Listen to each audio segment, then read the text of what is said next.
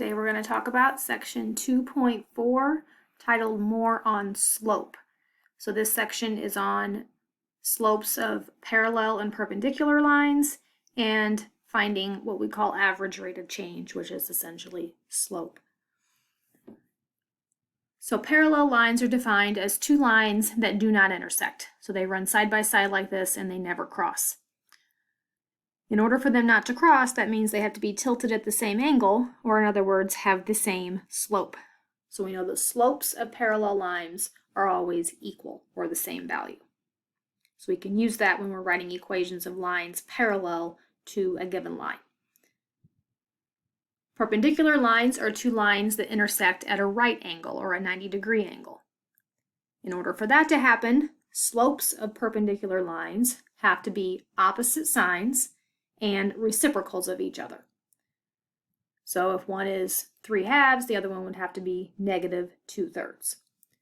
The only exception to that is it is assumed or just understood that a vertical line and a horizontal line are perpendicular. But since a vertical line doesn't have a slope and 0 does not have a reciprocal, it doesn't quite fit this particular definition, but they still intersect at right angles. So we're going to practice writing equations of lines parallel and perpendicular to other lines in all three of our forms: point-slope form, slope-intercept, and we'll also use general form in this section. So part A wants us to write the equation of a line passing through the point 2, -3, perpendicular to the line y equals 1/5 x plus 6. So our first step is to find the slope of our given line. This given line is in slope-intercept form, so we can easily identify its slope as being 1/5. If my line has to be perpendicular, that means my slope has to be the opposite reciprocal. So a negative to make it opposite, and the reciprocal of 1/5 would be 5. So I'm using the slope -5.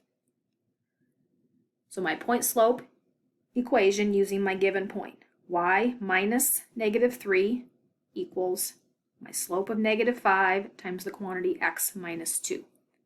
So when I clean that up, I get y plus 3 equals -5 times x minus 2. So that is my point-slope form. Like we talked about in the last section, slope-intercept is just solving that equation for y. So y plus 3 would equal, when I distribute my -5, I get -5x plus 10. And then subtracting the 3 over gives me y equals -5x plus 7. If you are asked to put your equation in general form, remember that means clear out any fractions if there are any and put everything on one side. So I'm just going to add the 5x over and subtract the 7. So if I add 5x over, it's 5x plus the y that was already on that side. Moving the 7 over makes it -7 on the left, and then that leaves a 0 on the right. Usually in general form, we want our x coefficient to be positive. So if it's negative, I'm going to move that to the other side. If it was positive, I would have just moved the y over to the right side. Our next example, we're going to write the equation of the line passing through the point -1, 3, this time parallel to the line 3x minus 2y minus 5 equals 0. So this line is given in general form, so I have to put it in slope-intercept to identify its slope. I have to know the slope of this line before I can do my problem. So to put this in slope-intercept form, we're going to solve it for y.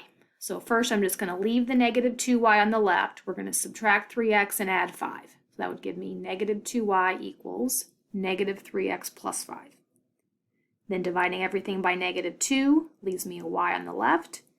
-3x gets divided by -2, and so does the 5. Cleaning up the right side, two negatives divide to be a positive, so that's positive 3/2 x, and then positive over a negative is minus 5 over 2. So slope-intercept form tells me that my slope is 3/2. So if the line I'm writing the equation for is parallel, I'm going to use the same number, 3/2. So my point slope is y minus the 3 from here equals my slope of 3/2 times x minus the -1. So just clean up the two negatives here. Y minus 3 equals 3/2 times x plus 1 is point slope. Slope-intercept, solve this for y. So y minus 3 equals 3 halves times x plus 3 halves, distributing the 3 halves. And then to get y by itself, you have to add a 3 over. So if I add the 3, I'm left with y on the left. 3 halves x plus 3 halves, I just added my 3. And then I'm just going to rewrite that as 6 over 2 so I can add it on to the 3 halves. So 3 halves plus 6 halves would be 9 halves. You can also do that using a calculator, but you have to have your answer as a fraction. MyMathLab will not accept that as a decimal. So that's my slope-intercept form. If I needed general form, we would have fractions, so they need to be cleared. So you're going to take that equation, clear out your fractions, so multiply everything by a 2. So it'll give me a 2y equals, when I multiply the right side by 2, the 2's cancel. So I just get my 3x plus 9. And then if I need to set it to 0, notice my coefficient of x is positive and it's on the right. So I'm just going to push the 2y to that side. So that'll leave me a 3x. Moving the 2y over gives me negative 2y or minus 2y plus the 9. And then the other side would equal 0. I realize it would have said 0 equals, but it doesn't matter which side of your equation the 0 is on. All right, part C, same idea, it's just worded a little bit differently. So it says write an equation of a linear function, f, so they're going to want the answer in function notation, whose graph passes through the point negative 1, 5 and is perpendicular to the line x equals 6. So the issue here is the line x equals 6, that's a vertical line because there's only an x in that equation. No y, the y is missing, so that means my slope is undefined, right, meaning a vertical line. So if my line has to be perpendicular, and this is a vertical line, that means the line I need to write the equation for needs to be a horizontal line. So if this has an undefined slope, the perpendicular line is going to have a slope of 0. So my point given and my 0 for m, y minus the 5 from my point equals my 0 for the slope, and then x minus the negative 1 coming from here.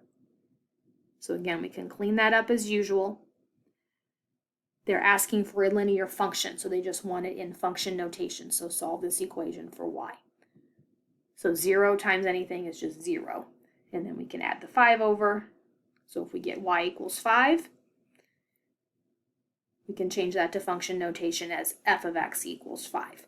There is a shortcut to that without going through this whole process. If you know that your line is going to be horizontal, it's always just y equals. So if it has to hit this point, it's just going to have to be y equals this y value, and then just change to function notation. All right, the last thing here is finding what we call average rate of change of a function from x1 to x2.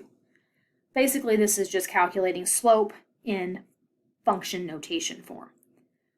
So the average rate of change of f from x1 to f2 is defined to be f of x2 minus f of x1 divided by x2 minus x1. So if you think about really what that means, if the x value is x1, the ordered pair is x1, and then the y value is f of x1.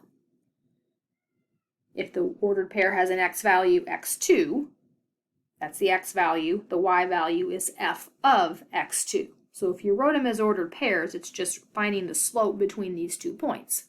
The y value here is the f of x2 minus the y value here is the f of x1. And on the bottom you divide by the x2 minus the x1. So first example, f of x equals the square root of x from x1 equals 9 to x2 equals 16. We need to find the average rate of change. So the formula says do f of x2, so f of 16, minus f of x1, so f of 9, and then divide by x2 minus x1, so 16 minus 9. So our f of 16, here's f of x, so I just plug in 16. Just the square root of 16, minus f of 9 means the square root of 9. The bottom was 16 minus 9, which is 7. And then clean it up. So the square root of 16 is 4, minus square root of 9 is 3 over 7, and then 4 minus 3, 1 over 7. do one more here and then we'll be done. This time f of x equals x squared minus 2x from x1 equals 3 to x2 equals 6. So the same formula, f of 6 minus f of 3 on the top divided by 6 minus 3 on the bottom. So f of 6 means plug 6 into here. So 6 squared minus 2 times 6, that's f of 6. Minus f of 3 means plug 3 into here. 3 squared minus 2 times 3. Make sure this is in brackets or parentheses because of the minus sign in the front. 6 minus 3 is 3. And we just clean it up. 6 squared, that's 36, minus 2 times 6 is 12. That's 9 minus 6. 36 minus 12, that's 24. Minus 9 minus 6 is 3. And then 24 minus 3 is 21. All that cleans up then with the 3 on the bottom to equal 7. So that is the end of section 2.4.